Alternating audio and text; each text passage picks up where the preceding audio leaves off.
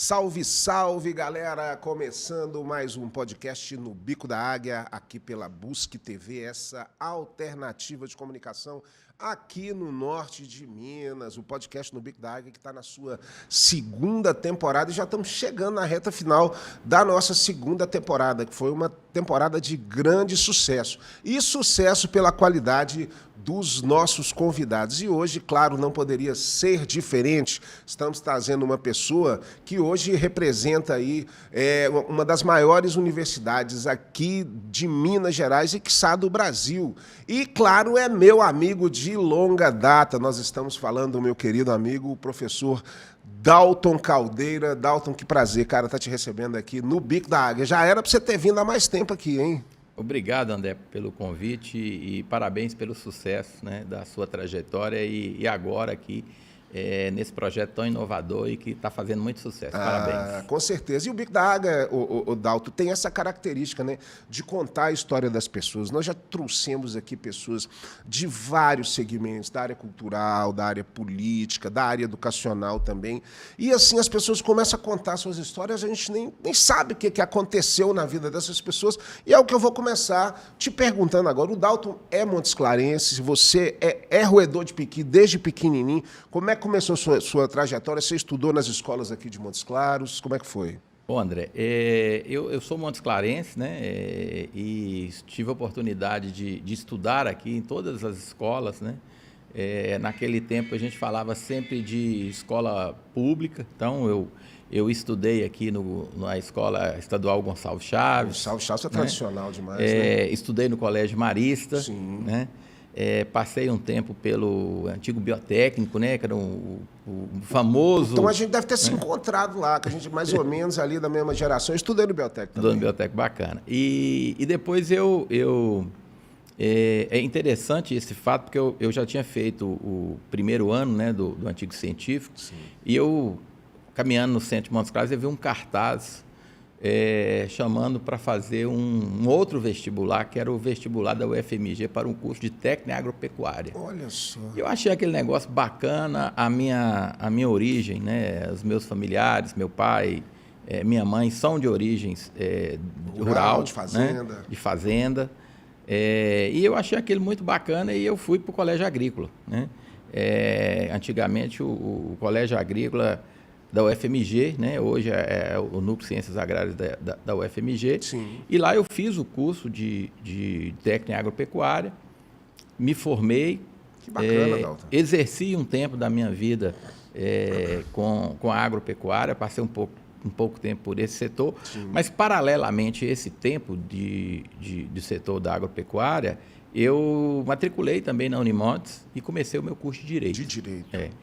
E é interessante que, assim, o meu pai, ele não chegou a completar os estudos, né? Ele fez até o terceiro ano do ginasial. Meu Sim. pai de pouca escolaridade do ponto de vista da alfabetização formal. Sim.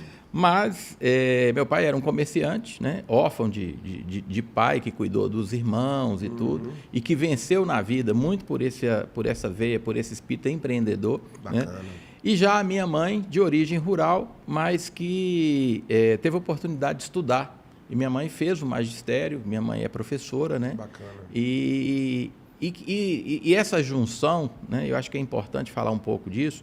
Eu acho que são os exemplos da família que nos formam, né?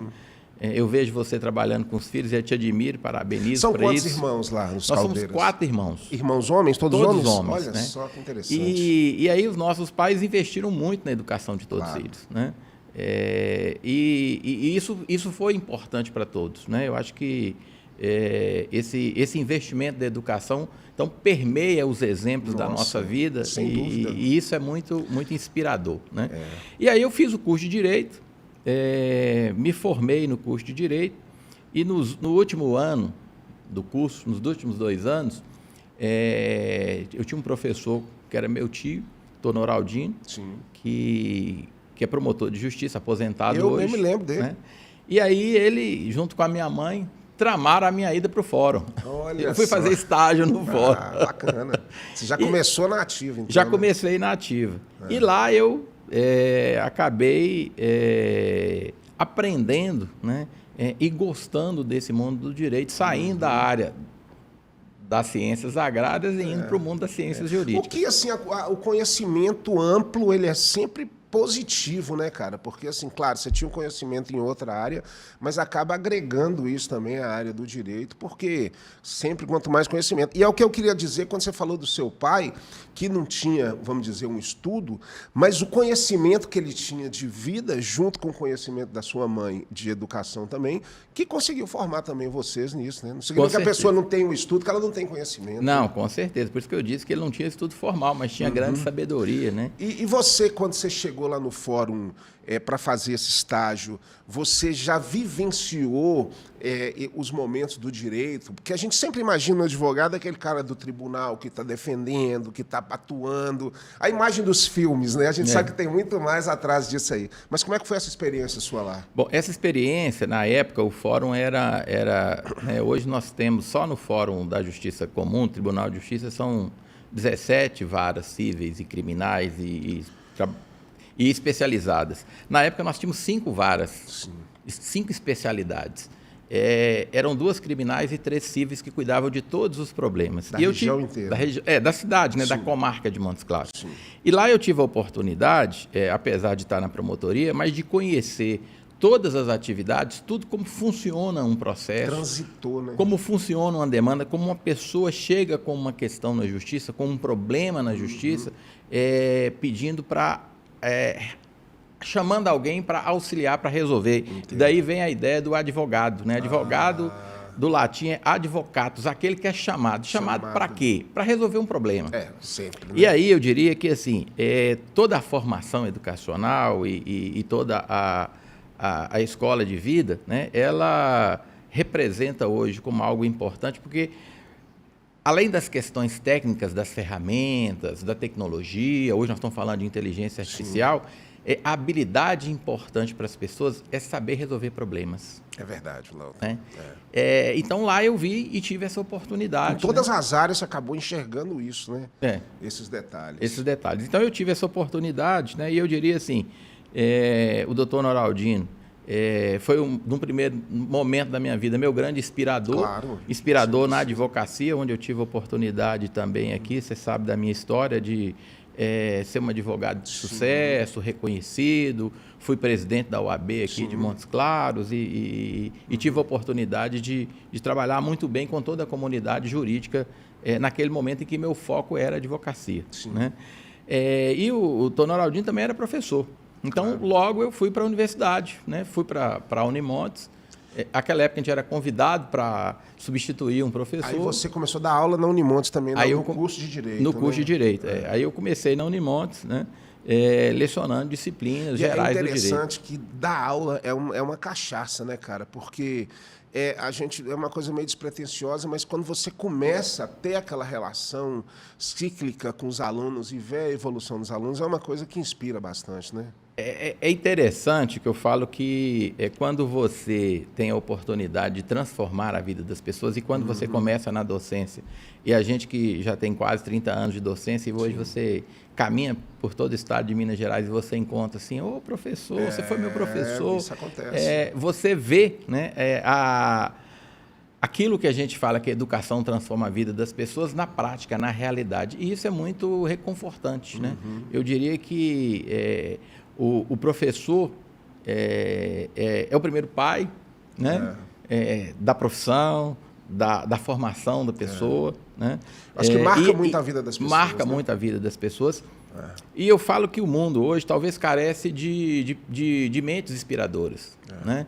De pessoas que possam inspirar e que possam realizar. Então eu falo que eu inspirei muito na realidade dos meus pais, do meu pai, da minha mãe, na realidade, na vida do meu tio, né? Professor Noraldino, que me ensinou muita advocacia, muita docência. E também, finalmente, nós tivemos uma experiência juntos na educação, que tive a oportunidade de estar lá na FIPMOX, né? Durante 20 anos, começando também como professor, depois montando o projeto do curso de Direito da Você teve uma FIPMOC, participação muito grande lá.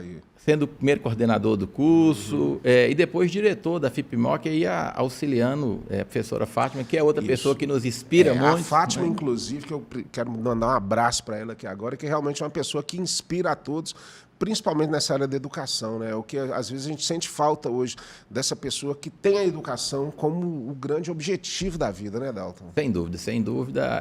A história de vida dela e tudo aquilo que ela nos ensinou, né? Porque as experiências elas são compartilhadas. Eu acho que a professora Fátima teve essa possibilidade, né, essa experiência de compartilhar muito do que ela fez na vida enquanto educadora com muitas pessoas. É verdade. Então, ela, na verdade, é uma pessoa que é responsável pela formação de boa parte também dos educadores de Montes Claros. Quando você fala que o professor ele tem essa questão de transformar a vida das pessoas, a Fátima ela teve essa vara de condão de também transformar a vida de várias pessoas. Não só por causa da instituição, os alunos, né, na profissão e tudo, mas os próprios funcionários, professores, pessoas que trabalharam por muitos anos lá na instituição enquanto ela estava lá e tal. Então, assim, é uma pessoa que realmente a gente sente saudade, espero que ela volte aí ao mercado, né, da educação, porque a Unifipmoc, inclusive, eu estou lá, continua grande, continua pulsante, né, como universidade, exatamente por esse trabalho que a Fátima desenvolveu. Hoje a Unifipmoc ela faz parte de um grupo nacional, que é a maior rede de educação do Brasil, né, integrada, que é a AFIA, e a gente vive novas experiências, novos conhecimentos, novas aprendizagens e um novo momento também de ver isso um aí, novo né? momento. Eu penso que a professora Fátima e todo aquele grupo que esteve lá plantou ótimas sementes. E essas sementes estão florescendo, estão agora num novo momento, né, participando de uma rede não só nacional, mas internacional, né? Internacional. E que tem uma diretriz importante para a formação da área médica, especificamente da área de saúde, né? Que é uma área carente no Brasil ainda e que é importante a gente ter aqui em Montes Claros uma instituição que se dirige especificamente para essa área. Voltando ainda, porque daqui a pouco a gente vai falar um pouco mais da educação e, logicamente, da Unimontes, mas voltando ainda na área do direito, como é que você enxerga hoje a profissão do advogado, o curso de direito? A gente entende que muitas pessoas buscavam esse curso para tentar concursos. Parece que hoje a gente voltamos aí numa era de ter mais concursos disponíveis e tudo. Ainda é uma boa fazer o curso de Direito hoje em dia no Brasil? Eu diria que é uma ótima. É uma ótima, né? Bom, vamos lá. O que acontece com as chamadas profissões imperiais? Por que são profissões imperiais? Porque essas profissões surgiram no Brasil na época do Império. O direito, a medicina e a engenharia. Olha só, o tripé, né?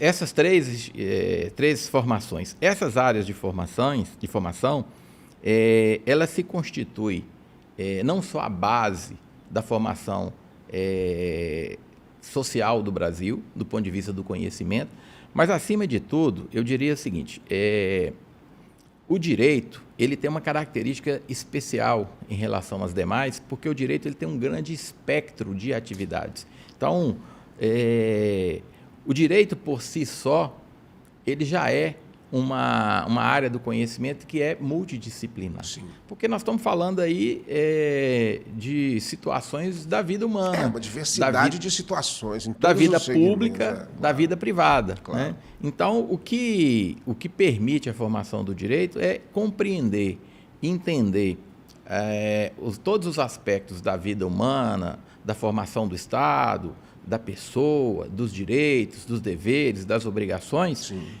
em todas as esferas. Então, não é especificamente a lei atual, o Código Civil, o Código Penal, mas, acima de tudo, quais são as condutas que são reconhecidas como condutas adequadas. E como que o profissional do direito ele pode se inserir para, havendo um conflito, ou seja, uma distorção nessas condutas, para que as condutas sejam corrigidas. Com certeza.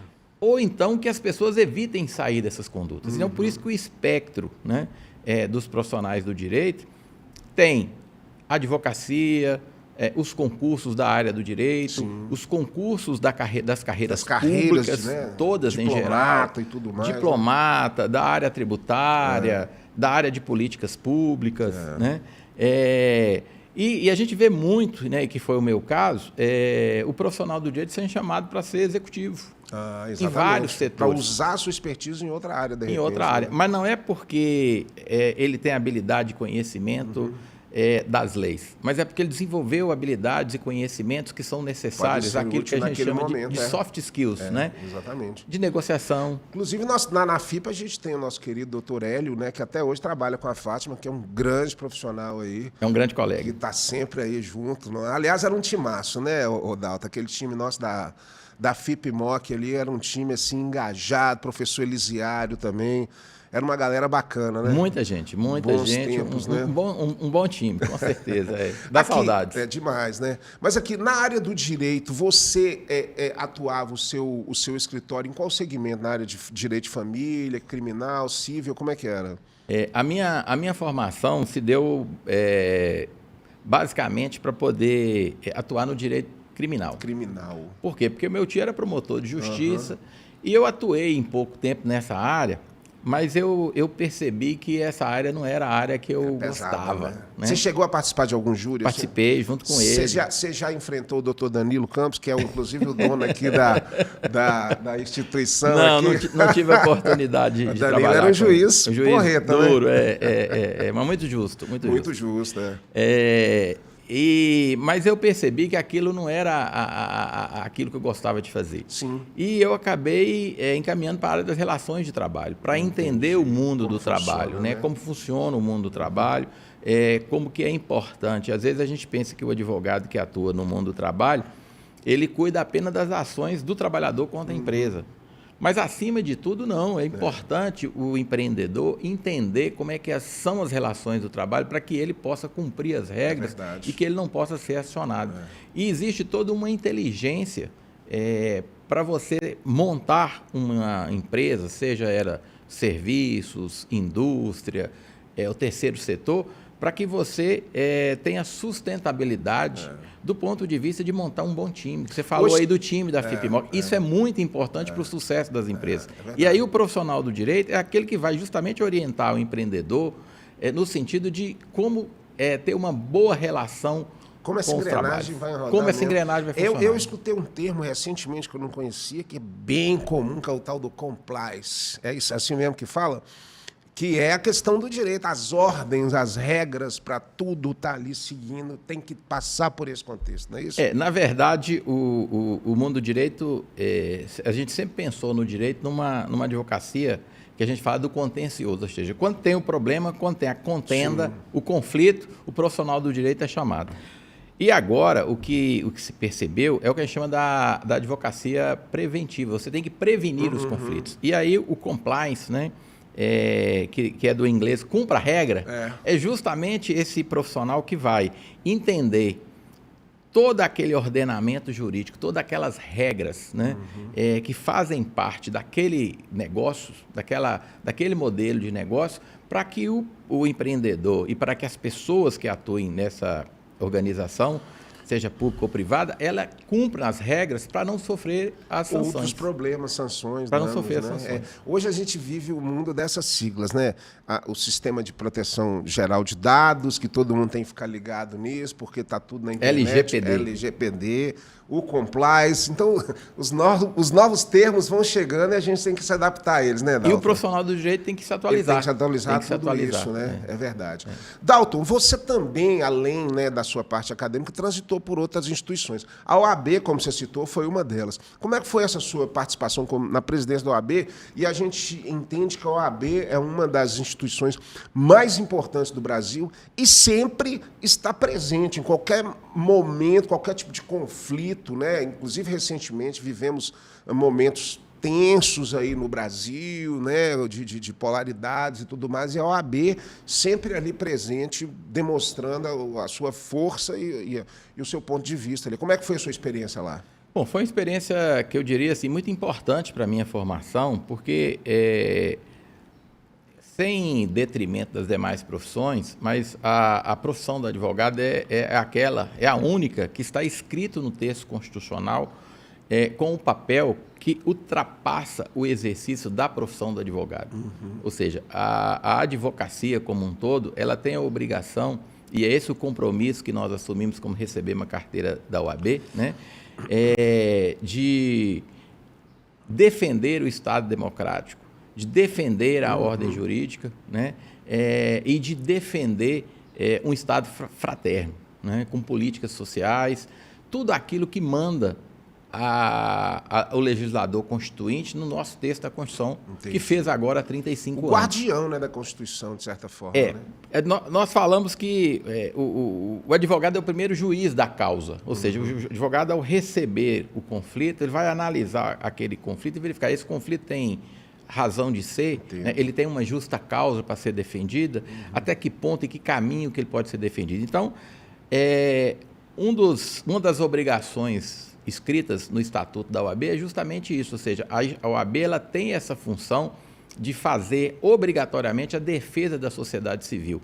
E por isso que ela é colocada enquanto instituição ao lado dos partidos políticos, Sim. que representa também o povo, a sociedade civil, como uma instituição legitimada a acionar o judiciário, né, com ações no Supremo Tribunal Federal para que a Constituição seja respeitada. Entendo. Então, é por isso que a OAB assume na sociedade civil essa importância, né, como uma instituição que é guardiã dos interesses das pessoas. Você citou o Supremo Tribunal Federal e, recentemente, a gente teve o Supremo Tribunal num holofote muito grande como protagonistas, né, de várias situações, né, como, logicamente, juiz, mas na frente de causas aí muito polêmicas que envolveram prisão de presidente, soltura de presidente e uma série de coisas. Dentro desse momento de paranoia que nós vivemos nos últimos 2 anos aí de polarização política, qual a sua opinião sobre a importância do Supremo Federal, desse Supremo Federal, que muitas pessoas fazem críticas a ele, que ele está fazendo um papel político por ser indicação de presidente e tudo mais, mas, na minha opinião, eu acho fundamental o Supremo como base ali. Bom, eu penso assim, às vezes as pessoas não compreendem que o Supremo Tribunal Federal, ele tem uma função que não é uma função estritamente jurídica. O Supremo ele é um órgão de poder. Então, as decisões do Supremo Tribunal Federal, elas são decisões jurídico-políticas. Sim. E quando a gente fala de política, gente, é importante, nós estamos falando de política partidária. Sim. Nós estamos falando de política como a ação humana que nos dá condições de evitar a barbárie, Entendo. De evitar a violência, Sim. de evitar o desajuste social. Então, é nesse sentido que eu creio que, apesar das críticas, que são algumas pertinentes, outras não, ao Sim. Supremo Tribunal Federal, é importante a gente compreender o seguinte, que as decisões do Supremo, as decisões terminativas do Supremo, ou seja, aquelas decisões finais, elas são todas colegiadas. E isso é importante. E, às vezes, as pessoas criticam assim, mas foi 6-5. Que ótimo. Isso quer dizer que todas as opiniões, todos os lados da sociedade foram ouvidos, estão presentes no Supremo Tribunal Federal. Então, quando as decisões são essas decisões que a gente chama apertadas, isso quer dizer que, na minha opinião, que o Supremo está cumprindo o seu papel. Ele está representando a sociedade com a polaridade que nós estamos vivendo nesse momento. Uma representação. Uma representação. Assim, eu acho que, como você diz, é um poder, né, junto com o legislativo e junto com o executivo, exatamente, que tem que equilibrar. A coisa tem que ser um equilíbrio desses três aí. Porque se você tem de mais de um, se um tem mais poder do que o outro, vai causar um desequilíbrio. E para a gente andar e seguir, ainda mais nesse mundo que a gente está vivendo hoje, né, Dalton? 2 guerras em curso, enquanto a gente está falando aqui, bombas caindo lá na faixa de Gaza, bombas caindo na Ucrânia. Que paranoia, né, Dalton? 2023 a gente vivendo situações assim. Né? Nós nem saímos de um problema grave, que foi a pandemia, e agora nós estamos vivendo outras, um outro problema. O ser humano está mundial. Precisando de um chacoalhão, né, velho? Mas é tão difícil. Esse problema mesmo lá da Palestina, isso aí merece só um podcast para você tentar conversar sobre essa problemática toda, que é muito complicado, né? É uma questão que não foi resolvida, né? E aí eu acredito que Nem a justiça conseguiu resolver, nem a política conseguiu resolver, nem a religião conseguiu resolver há milênios. Há milênios. Né? Então é difícil. Nós vamos falar, antes da gente começar a falar da Unimontes, bastante, né? Porque a Unimontes tem muitos assuntos, inclusive, que eu quero perguntar para você. Falando um pouquinho sobre a sua experiência na ACI, você também contribuiu para, né, o crescimento da ACI, que é a Associação Comercial e Industrial aqui de Montes Claros, que agora, recentemente, eu até tive na Fenix agora, maravilhosa Fenix, pulsante a nossa economia aqui. Como foi a sua participação lá na ACI? Bom, a minha história na CI também tem uma história familiar, né? O meu pai também participou da CI, participou da diretoria da CI, assumindo cargos importantes lá na CI. Então, eu sempre vi, né, o meu pai indo para as reuniões da CI, participando da CI. E a CI tem histórias interessantes, por exemplo. A FACIT, né, a Fundação Educacional Montes Claros, foi criada dentro da CI. Aquela época, André, o Montes Claros não tinha mão de obra suficiente de pessoas soldadores. Olha só, e chegando um parque industrial aqui, né? E tinha um parque industrial que era a antiga fábrica de cimento. Né? E aí os empresários falaram, não tem Montes Claros, não tem soldador. E aí, o que precisa fazer? Precisa formar soldador. E como é que forma? Montando uma escola. Então, naquela época, os empresários alocaram recursos, cada um tirou a mão no bolso e tirou e montou a Fundação Educacional Montes Claros, que teve uma vida longa, com certeza, formando diversas pessoas, né? Que foi o primeiro, o colégio, né? Com cursos técnicos, e depois que virou a FACIT, a Faculdade de Ciência e Tecnologia. Então, a minha história com a CI vem dessas experiências, dessas reminiscências do meu pai. E aí eu fui convidado para participar da CI.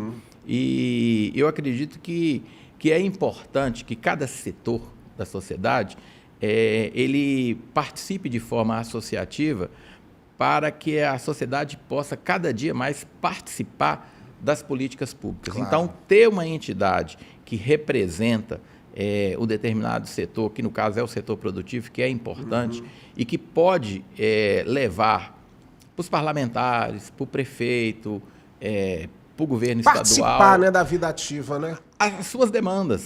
O que na visão do empresário aquilo é importante. Claro. Então, esse associativismo é muito importante e acho que a CI... eu participei enquanto... garotinho. Você da já primeira teve experiência Fenix, desde pequeno, olha da só. primeira Fenix. Que foi lá no Cine Fátima, no antigo Cine meu Fátima. querido Fernando Deus Dará. Fernando Deus Dará, isso. Olha só. E então, assim, eu acho que é importante a gente compreender que esse espírito associativista ele é muito importante na vida das pessoas. Com certeza. Porque, na verdade, a comunidade, a sociedade hoje acaba sendo muito individualista. É verdade. Né? E é o momento da gente... partilhar experiências, partilhar dificuldades e buscar caminhos. Até porque essa região ela precisa cada vez mais desenvolver, dar oportunidade aqui para as pessoas que estão aqui, para os profissionais, para as empresas, para todo mundo ganhar junto, né, Dalton? Sim. O bom é ter o ganho geral, pulsando a energia, não é a renda ficar concentrada na mão de poucos, é você dividir isso entre as pessoas com o crescimento econômico. E grandes projetos que vieram para Montes Claros, né, passaram por esses fóruns da Associação Comercial, da Sociedade Rural, depois da CDL, de outras instituições. Então, agora, por exemplo, Montes Claros se transforma no principal polo farmoquímico do país. Sim. Com a maior empresa fantástico, da indústria farmacêutica, a Eurofarma, que está sendo construída em Montes Claros. E certamente que o setor produtivo, né, a indústria, os serviços, é importante para direcionar as políticas públicas estaduais, locais, para que a gente possa receber esses investimentos e que a cidade possa garantir o seu desenvolvimento. A gente precisa de atrair recursos. A nossa região ainda é uma região carente de recursos. E para receber esses recursos, e para receber essa evolução, né, e tudo isso de bom que está recebendo, a gente precisa de uma universidade forte, uma universidade que faça diferença. E agora a gente vai estar entrando nesse assunto da Unimontes. Eu queria que você contasse um pouco como foi essa sua decisão em se candidatar a vice-reitor, você que fez a dupla com o Santiago, o nome dele é Wagner. o Wagner, professor Wagner Santiago, que inclusive está sendo muito elogiado. Quero inclusive, trazê-lo aqui para bater um papo, para conhecer um pouquinho da história do professor Wagner.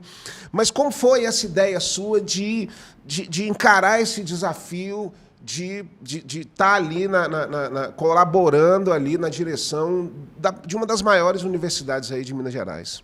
Eu penso assim, eu falo que há mais de 30 anos eu entrei na Unimontes e nunca saí. Né? Eu entrei na Unimontes enquanto estudante de Direito, participei do movimento estudantil, né? Lá que a gente cria gosto pela atividade política.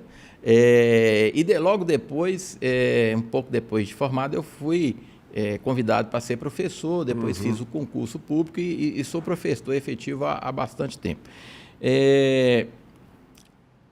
Diante dessa experiência que eu tive na Unifipmoc, eu percebi que a gente podia colaborar muito com a gestão superior da universidade. Né? Eu colaborei enquanto docente, enquanto professor, mas eu nunca tinha essa experiência de ser um gestor educacional na universidade pública.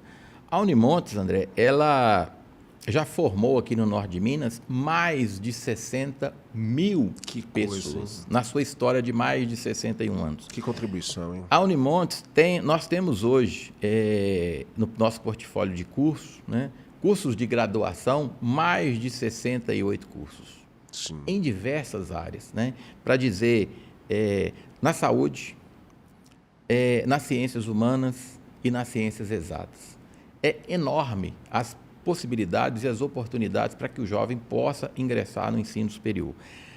Nós temos hoje, foi aprovado ainda essa semana, mais um, então eram 19, hoje são 20 programas de pós-graduação. Às vezes a gente fala programa de pós-graduação, pode confundir com um programa de televisão, um programa de rádio. Na verdade, é um curso. Um curso, claro. Né? Então, nós estamos falando aí... Lato sensu, né? Nós estamos falando aí de mais de 20 cursos de mestrado e doutorado. E o que é o mestrado e doutorado? O mestrado e doutorado é justamente a evolução, parte da universidade que cuida da pesquisa universitária e da formação de profissionais altamente especializados. Sim. E nós contamos aqui com programas de excelência reconhecidos pela CAPES, que é a parte do Ministério da Educação que certifica e que qualifica os programas de pós-graduação, com diversos pesquisadores, alguns reconhecidos entre os maiores 300 do mundo, na área da saúde. Nós contamos com pesquisadores na área das ciências agrárias, porque nós temos em Janaúba o campus da Unimontes das ciências agrárias, com pesquisas assim fantásticas. Recentemente, um grupo de pesquisadores desenvolveu uma metodologia para o plantio de cacau. Olha só. No norte de Minas, que bacana, a sol pleno. Por que é isso? O cacau, historicamente, ele só desenvolve como uma subcultura de uma mata. Por isso é que o cacau tem lá na região do sul da Bahia. Tem que ter o sombreamento. E aí, esses pesquisadores, assim, mas por que não podemos produzir cacau aqui no norte de Minas? Que interessante, cara. Escolheram cultivares e fizeram experimentos e encontraram cultivares que, com a tecnologia desenvolvida por eles, de adubação, irrigação, produzir cacau a céu pleno. E hoje nós já temos no norte de Minas 400 hectares de cacau plantados. E com resultado de produção legal? Com resultado de produção. Não, esses 400 hectares já é tecnologia que foi repassada para os produtores. E para essa safra agora, de período de chuva, né, de 2022 para 2023, já tem mais 1.000 hectares sendo plantados. Então está na hora de já pôr a fábrica de chocolate lá do lado, cara. Exatamente. E o cacau é uma cultura que, pela sua natureza, demanda uma grande ocupação de mão de obra. Ou seja, é uma cultura que tem um aspecto social importante, porque vai gerar oportunidade de emprego e renda para a população local do norte de Minas. É verdade. E esse que é o trabalho da universidade. Não é só pensar na tecnologia, no desenvolvimento, na patente, no recurso, mas pensar numa tríade de que esse setor produtivo, essa atividade, ela tenha sustentabilidade ambiental, que ela tenha responsabilidade social e que ela seja ética, ou seja, que ela tenha recursos que venham trazer o bem para a humanidade. Entendo. Né? É o que a sigla, já nós falamos de sigla, é o ESG. Sim. Isso é muito importante para as atividades hoje. E é isso que a universidade propicia no desenvolvimento em qualquer lugar que ela está. Não, a Unimontes a gente sabe que faz um trabalho fantástico, né, assim, de pesquisa.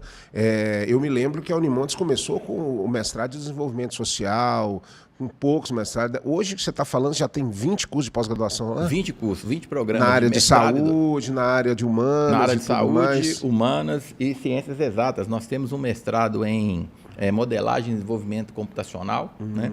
Que bacana. Com resultados, com pessoas que já alcançaram o mundo, com pesquisas que foram desenvolvidas dentro da universidade. Dalton, eu vou te fazer uma pergunta. Eu acho que você é uma pessoa totalmente preparada para responder isso para mim, porque você tem experiência nos dois lados. Eu queria que você me falasse um pouco do momento atual do ensino superior no Brasil. E aí eu digo tanto o ensino público quanto o ensino particular. Porque a visão leiga que a gente tem de fora é que os cursos que são sempre os mais cobiçados por terem um rendimento maior lá no futuro, aí a gente está falando de medicina e de alguns outros cursos, são muito procurados por todas essas universidades. Agora, os outros cursos que também fazem parte dessa grade, como você está falando, tem vários na Unimonte, e as instituições também têm vários. Por exemplo, a grande briga da Unifip-Moca que eu estou lá é a formação de turmas para os outros cursos. Precisamos formar turma para isso, precisamos formar turma para aquilo. Enquanto alguns cursos, as turmas já são formadas. Qual a sua visão desse momento do nosso ensino superior? Nós estamos caminhando para um lugar melhor? Tem que haver uma reformulação para que exista mais espaço e mais oportunidades? Bom, vamos lá. Eu diria que, assim, se eu tivesse a resposta pronta... Estava bem, hein? Eu acho que a gente estava em outro patamar. É certo que os números da educação superior no Brasil, eles melhoraram. Né? E o que a gente fala de melhorar? Há 2 décadas, nós tínhamos na população de 18 a 24 anos, que é a fase que a pessoa deve estar matriculada no ensino superior, cerca de 7% dos brasileiros matriculados no ensino superior. É um número muito pequeno, muito baixo. Esse número evoluiu e hoje nós devemos ter aí na ordem de 12% a 14%. Ou seja, ele dobrou nos últimos 20 anos. Mas se nós compararmos com vizinhos da América Latina, inclusive, eu vou falar de países que economicamente sofrem situações diferentes, mas, por exemplo, se a gente for comparar com o Chile tem da ordem de 87%. Das pessoas na universidade. Dos estudantes nessa faixa. Na faixa de 18 a 24 matriculados na universidade. Que deveria ser assim? Argentina, 70%. E aí, eu quero dizer o seguinte, existe muito espaço para o crescimento do ensino superior no Brasil. Sim. Só que, o que acontece? Alguns criticam falando que mas a gente não tem que investir em ensino superior, a gente tem que investir primeiro no ensino básico. Sim, o ensino básico melhorou, a taxa de analfabetismo caiu, o número de matriculados no ensino básico, né, fundamental e médio, cresceu. Acontece que hoje, mesmo os egressos do ensino médio, que é quem podem acessar o ensino superior, esse número é pequeno. Né? Ou seja, metade não terminam o ensino médio, não acessam o ensino superior. Historicamente, o que acontece no Brasil? Historicamente, o que acontece no Brasil é que você não tinha vagas suficientes para todo mundo, para as pessoas que queriam acessar o ensino superior, então você criou uma barreira, um filtro, que é o vestibular. Então, o nosso modelo de acesso ao ensino superior sempre foi, historicamente, um modelo de barreiras e não de acessos. É recente a ideia de que as pessoas todas, né, possam acessar o ensino superior. Que o ensino superior no Brasil não seja um ensino de elite, para poucas pessoas que podiam pagar, que estavam próximas das instituições de ensino superior. Por quê? Historicamente, as universidades estavam apenas nas capitais, nos grandes centros urbanos. Que tinha essa oportunidade. Então, nos últimos 20 anos, uma política pública de educação superior mudou esse cenário. Mas, ainda assim, nós precisamos investir, né, em melhoria de qualidade da educação, garantir a permanência desses estudantes que acessam o ensino superior, e daí vem a importância das universidades públicas, porque só elas e com recursos públicos é que podem investir em cursos e que garantam condições de acesso e de permanência para os estudantes, com restaurante universitário, com bolsas de trabalho, com bolsas de pesquisa, para que ele possa estudar e não trabalhar. Porque o que esses estudantes do ensino médio, esses mais de 50% estão fazendo? Eles estão precisando trabalhar para sustentar. Para se sustentar. Então, é por isso que eles não acessam o ensino superior. Entendo. E com isso, o que acontece com a nação? O que acontece com a região?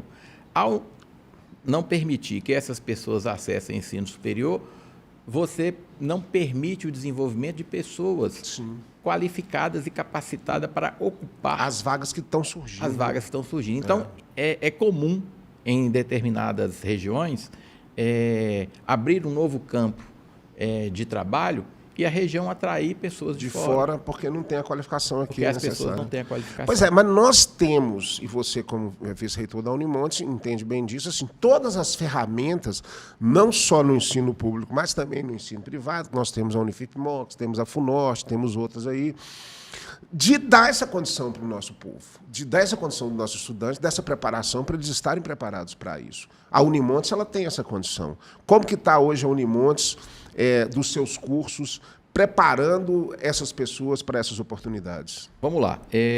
Nos últimos 2 anos, nos penúltimos 2 anos, nós passamos por um problema sério no mundo, que foi a questão da pandemia. A pandemia, e ao lado de um processo de longa data, de esvaziamento da universidade, fez com que o número de matrículas, não só das pessoas que fazem a prova do Enem para acesso ao ensino superior cair, mas também das pessoas que matriculavam. Buscavam acesso, né? Ao ensino superior. Então, foi divulgado ontem pelo ministro da Educação que no setor privado, 80% das vagas disponíveis estão ociosas. Olha que loucura. E no setor público, 25% estão ociosas. Sim. Isso é uma realidade, né?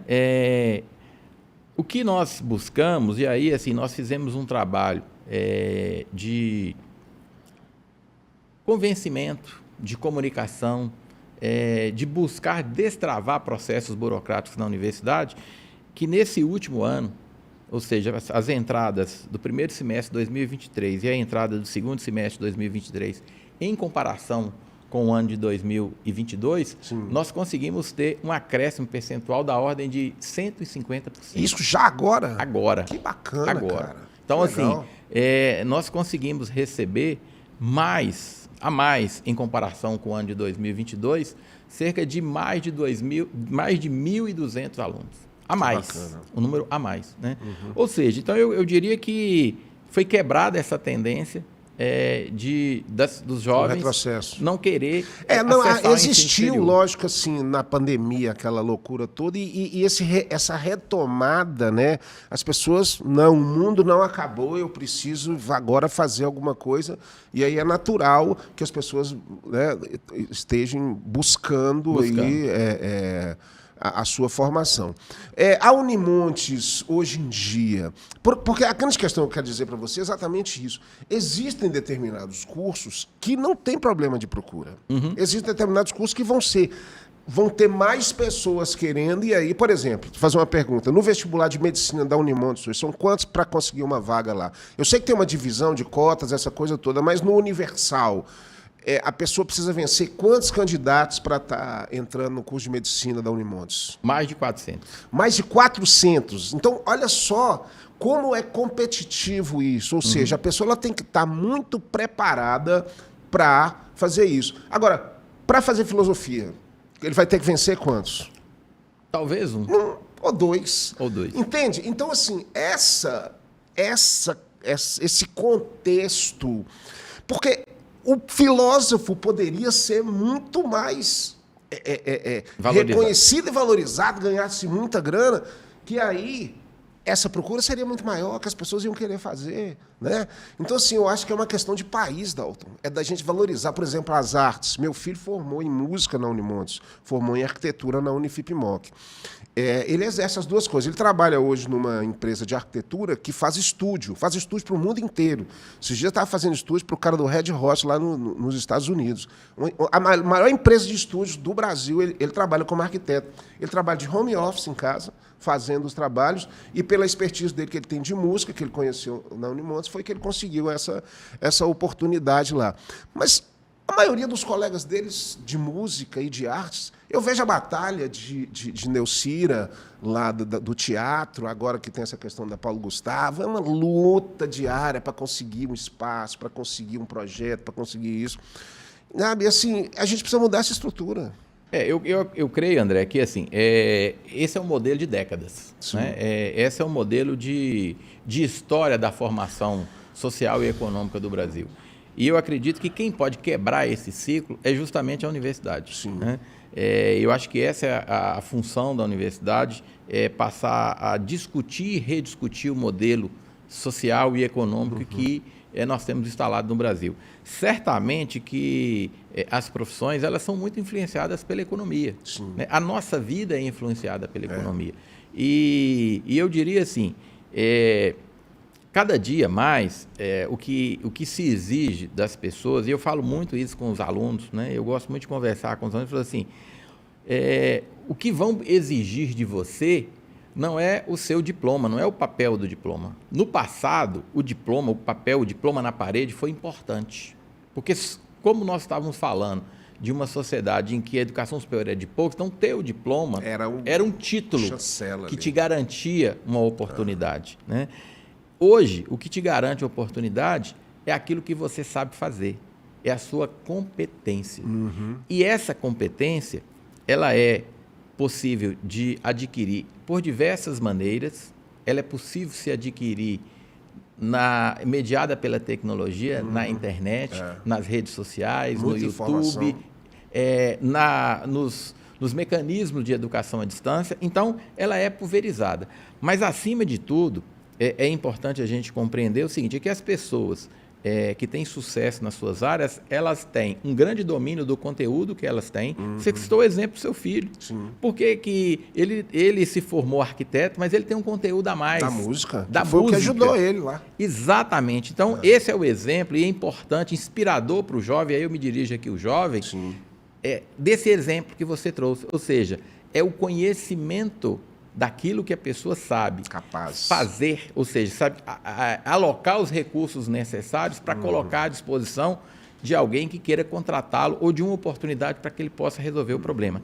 A universidade, a formação formal, te dá esse conhecimento. Ele não é apenas o certificado, não é apenas o diploma de médico, de filósofo, de advogado, de psicólogo, de comunicador.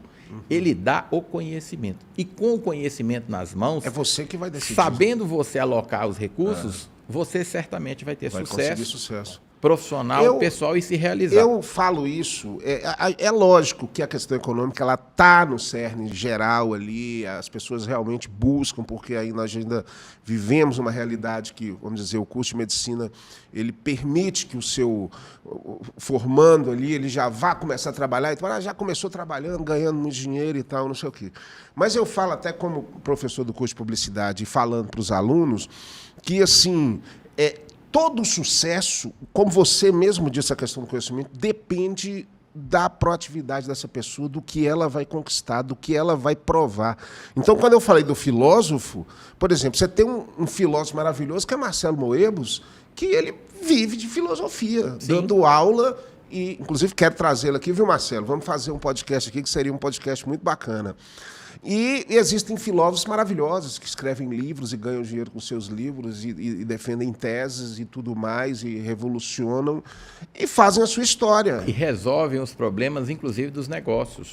Porque para entender as questões que envolvem situações complexas, é importante a gente entender o homem enquanto um ser sob o aspecto filosófico. Exatamente. Quais são os seus desejos, quais são as suas aspirações, as suas formações. Então, todos têm esse papel. O que importa é justamente isso, é ter esse cabedal de conhecimentos e que a universidade é que traz também, e principalmente esse cabedal de conhecimento, para que a pessoa possa alocar esses conhecimentos necessários para, diante de uma situação complexa, resolver os problemas. Porque hoje as pessoas precisam resolver problema, né? Problema nós temos demais para resolver. A gente corta o problema, mas precisa resolver, né? Precisa resolver. Ó, a Luísa, que está acompanhando o nosso podcast, está falando que tá top. Ela deu nota 10 ali pra gente. Ela mostrou uma plaquinha assim, que tá nota 10, né, Luísa? Ela tá falando que tá faltando só 10 minutos pra gente. Estamos chegando na reta final, Dalton. Eu queria que você falasse um pouco agora, mais especificamente, sobre notícias da Unimontes, alguma novidade para esse ano. Nós temos o vestibular, que já é uma grande novidade, como a gente disse, vai abrir possibilidade para pessoas aqui da região ingressarem mais lá. Mas alguma notícia da Unimontes que você queira passar aqui para a nossa audiência aqui do podcast No Bico da Águia, que eu tenho certeza que a Unimontes toda hora tem uma novidade, uma notícia boa. Bom, primeiro eu quero agradecer essa oportunidade, né? E eu falo que, assim, falar da Unimontes é uma grande alegria para mim. Sim. Porque a Unimontes, né, é a minha casa-mãe. Né? É uma instituição que, assim como mais de 60 mil pessoas, também transformou a minha vida. O que a gente acredita que é a Unimontes e qual que é o caminho que a gente pensa para a Unimontes nos próximos anos? Um fortalecimento da pós-graduação, porque nós acreditamos que esse incremento da pós-graduação vai atrair, né, as melhores qualificações para as graduações, fazendo com que os programas de pós-graduação, numa interlocução muito próxima com a graduação, possa levar os nossos próprios estudantes de graduação para as suas qualificações estrito sensu. Entendo.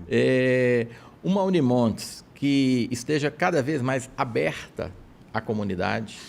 A Unimontes, André, ela é responsável por uma área de formação que representa 40% do território mineiro. Olha só. Se a gente pegar o mapa de Minas Gerais e passar uma reta ali, mais ou menos no meio do mapa, nós vamos entender que abaixo desse mapa nós temos mais de 8 instituições federais de ensino.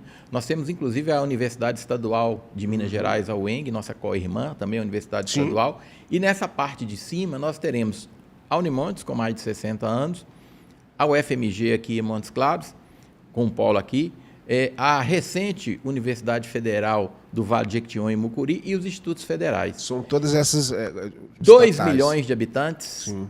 E cerca de 342 municípios.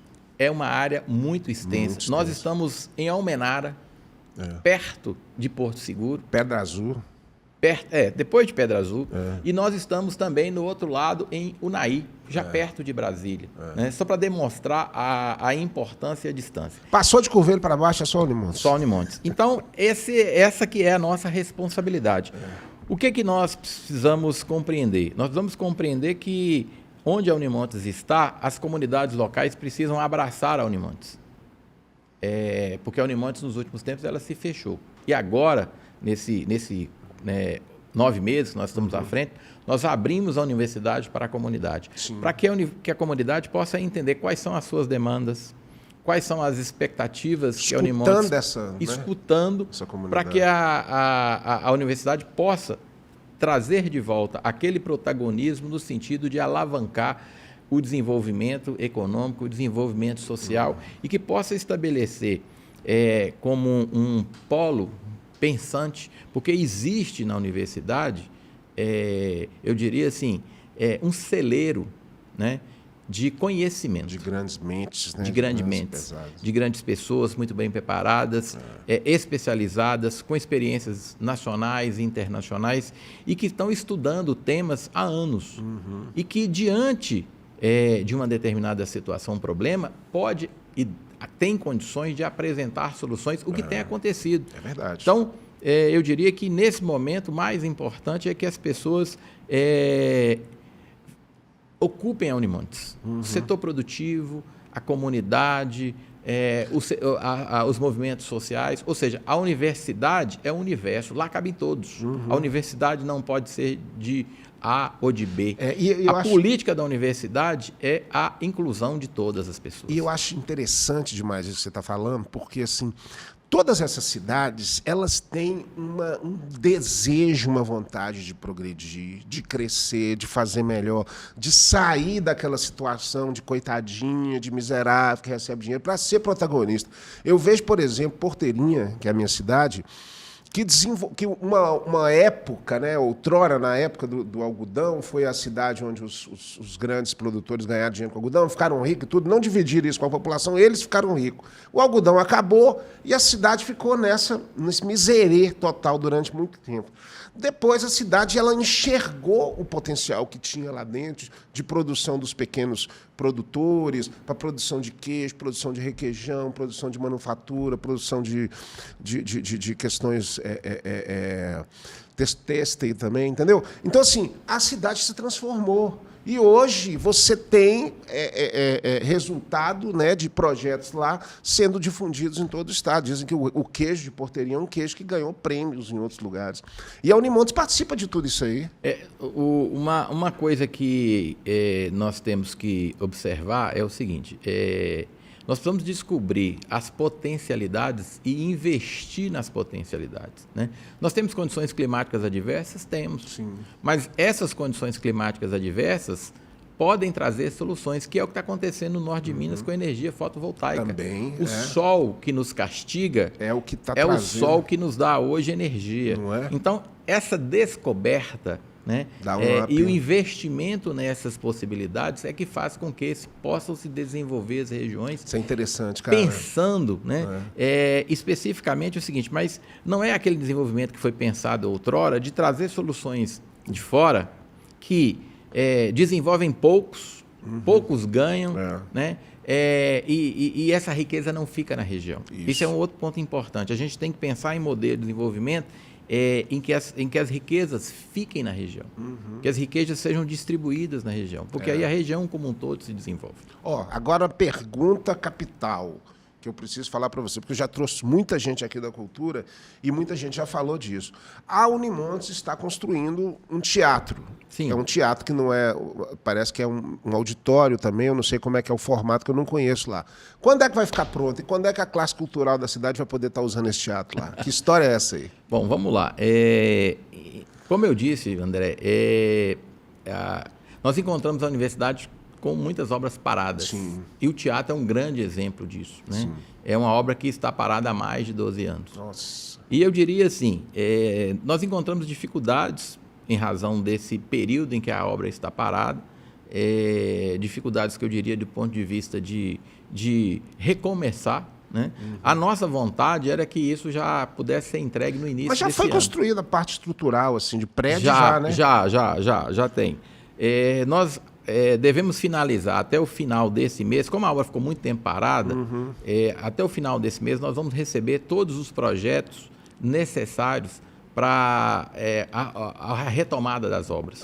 Porque tem muitas coisas, por exemplo, questões elétricas que foram projetadas há 12 anos estão fora das normas técnicas. Né?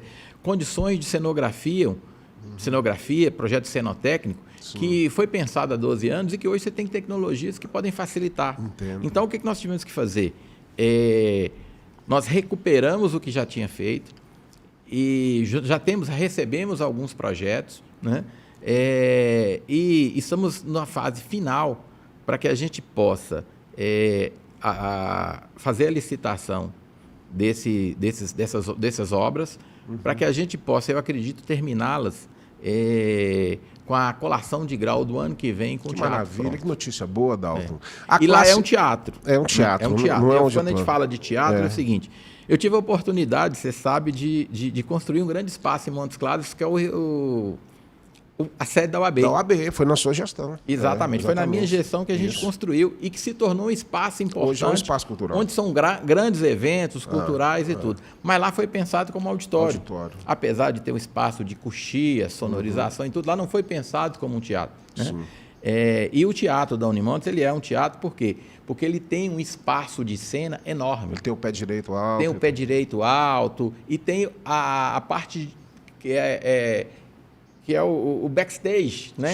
Sim. Para que recuo tudo necessário para ser um teatro. Maravilha. Eu diria que de Belo Horizonte até Salvador vai ser o único teatro que nós vamos ter aqui no norte de Minas. Olha, a classe cultural de Montes Claros, de todo o norte de Minas, ela anseia muito por isso, porque Montes Claros é vendida como a cidade da arte e da cultura, e realmente é, porque nós temos grandes talentos aqui em todos os segmentos culturais, mas a grande carência nossa é o teatro. Eu já trouxe o vice-prefeito, secretário de cultura, secretária de pessoal da prefeitura e tudo, e não existe parece que eles vão construir até um anfiteatro lá na Praça do Jatobás, mas um teatro que a classe toda precisa e quer, não existe ainda esse projeto. Então, eu acho que esse Teatro da Unimontes ele vai abraçar essa necessidade que toda a classe cultural aqui da região tem para você difundir o teatro. E lá vocês têm o curso de artes, né? Então vai ser tão importante para esse curso, para as apresentações. Lá né? nós temos o curso de artes, música,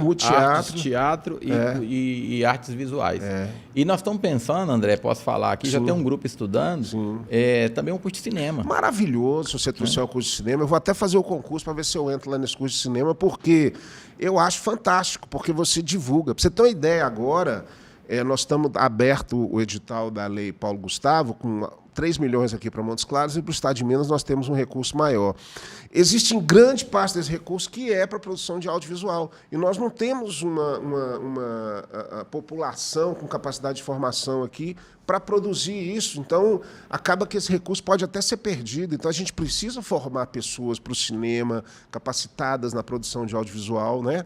Para que a gente esse possa é o papel da universidade. Fazer a coisa acontecer. Eu acho que, independentemente das questões econômico-financeiras, a sociedade não pode aceitar conviver sem a cultura.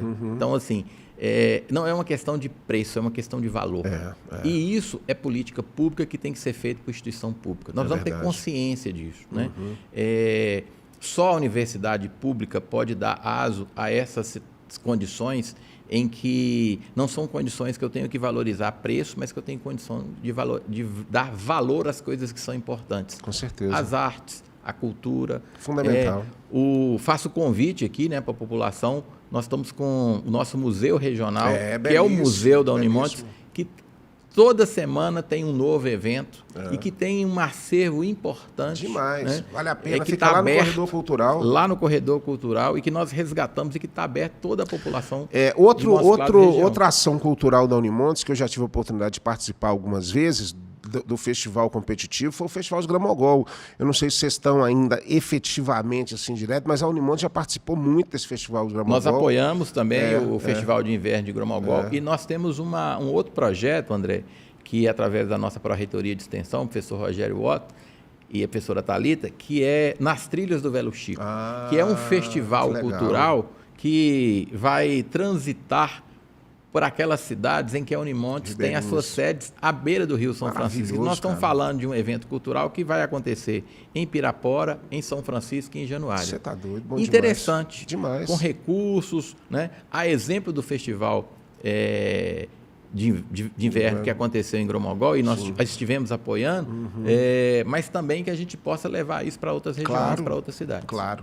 Dalton, a gente está chegando no finalzinho, mas eu preciso falar do nosso patrocinador master, que é a Personal Jingle, né? Porque você sabe, pensou em jingle aqui no norte de Minas, falou da Personal Jingle, comunicação através da música. A própria Rádio Unimontes lá tem um jingle produzido pela rádio, pela Personal Jingle, né? Então, a Personal Jingle, você pode acessar o site, fazer um orçamento e comunicar a sua empresa, o que você quiser, até mesmo jingles pessoais, assim. Você quer fazer um casamento, quer fazer o jingle para sua esposa, quer uma música para sua avó, para o seu pai, para o seu tio. Personal Jingle, a trilha sonora da sua vida. E falar, claro, também, Dalton, da Busque TV, que é essa alternativa de comunicação que está acontecendo agora. O do Bico da Águia é uma empresa que produz aqui na Busque TV, que é essa TV cooperativa. Você chega, produz o seu conteúdo e divulga e faz a coisa acontecer aqui no norte de Minas, as coisas acontecerem e mostra coisas interessantes, como foi hoje a entrevista com você, meu amigo Dalton Caldeira. Muito obrigado por sua participação aqui no Bico da Águia. Eu que agradeço, André, e parabenizo aí a você com essa proposta inovadora e muito criativa, como só você né? Do Bico na Águia, muito, muito importante. E também acho que é importante a gente falar dos patrocinadores. Sim, claro. Eu acho que é importante esse seu trabalho aí enquanto artista, né, que produz os jingles famosos, né, que não saem da nossa cabeça e comunicam institucionalmente muito bem. E essa proposta inovadora da Busque TV. Né? Eu creio que a inovação faz parte desse processo de desenvolvimento que as regiões precisam. As pessoas precisam ser inovadoras. Né? A gente não pode mais assim, ter aquela... Dizem que é a síndrome da Gabriela, né? Que eu nasci assim, eu sou assim e não vou mudar. Não, tem que mudar. O mundo mudou muito. Né? Eu falo que uma frase que é um paradoxo, mas que é importante. Que a única constante é a mudança. É verdade. Então, parabéns pela inovação, obrigado. Parabéns pelo seu podcast e muito obrigado pelo convite. Né? E faço o convite para todos que estão nos assistindo, para que possam conhecer a Unimontes, entrar no nosso site, escutar também a nossa rádio Unimontes. E o campus da Unimontes está um campus vivo, são vários eventos culturais, artísticos, educacionais, e que está aberto a toda a comunidade. Vale muito a pena. Para estar lá no dia a dia. Vocês estão de parabéns, você, o professor Wagner e todos ali da Unimontes, com certeza fazendo um brilhante trabalho, Galton. Obrigado. Nós vamos ficando por aqui com mais esse No Bico da Águia. Gostou hoje, né? Tivemos muita coisa interessante nesse papo. Mas na semana que vem nós temos mais um super convidado só para você. Um beijo e até o próximo No Bico da Águia. Valeu!